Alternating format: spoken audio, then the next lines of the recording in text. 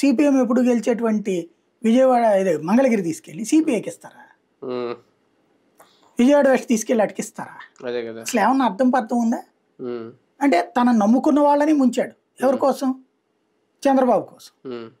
ఈ మాట అంటే కోపం రావచ్చు, కానీ ప్రాక్టికల్ గా జరిగింది అదే కదా. ప్రభుత్వ వ్యతిరేక ఓటు చేల్చడానికి జరిగింది. అంటే కామన్ గా ఒక పాయింట్ కూడా అంటే పవన్ కళ్యాణ్ గారు ఎందుకు ఆలోచించలేదని, పొత్తు పెట్టుకున్నప్పుడు మామూలుగా ఈవెన్ బీజేపీ కానీ టీడీపీ కానీ ఆలోచించింది, వాళ్ళు గెలవాలనుకునే సీట్లను వదులుకోరు, అలాగే గెలుస్తారనుకునే అభ్యర్థులు కూడా ఎక్కడ అకామిడేట్ చేస్తారు. ఇప్పుడు ఎక్కడో ఉన్న సుజన్ చౌదరి ఇక్కడ పోటీ చేస్తున్నారు విజయవాడలో వెస్ట్, లేదంటే ఎక్కడో ఉన్న చన్నం రమేష్ అనకాపల్లిలో పోటీ చేస్తున్నారంటే అదొక ఎగ్జాంపుల్గా చెప్పుకోవచ్చు. పవన్ కళ్యాణ్ గారు ఇప్పుడు పోతిన మహేష్ మినిమం గెలుస్తాడనే గ్యారంటీ, ఓకే గెలుస్తారా లేదా తెలియదు, మొదటి నుంచి ఆయన పైగా బీసీ సామాజిక వర్గం నగరాలు ఏదో కులానికి చెందిన వ్యక్తి, ఫస్ట్ నుంచి పోటీ చేస్తున్నారు, ట్రావెల్ చేస్తున్నారు. అటువంటి వ్యక్తిని వదులుకోవడం అంటే అంటే ఏ యాంగిల్ ఆలోచించుంటారు పవన్ కళ్యాణ్? కందుల దుర్గేష్ చూసినప్పుడే అర్థమైంది. అంటే కందుల దుర్గేష్ పోనీ పక్కన నియోజకవర్గాన్ని అంటున్నా, అక్కడే ఫెయిల్యూరు. ఇప్పుడు ఉండి సిట్టింగ్ సీటుని తీసుకెళ్లి రఘురామకృష్ణరాజుకి ఇస్తున్న మనిషి ఏం కందుల దుర్గేష్కి ఎందుకు ఇవ్వకూడదు?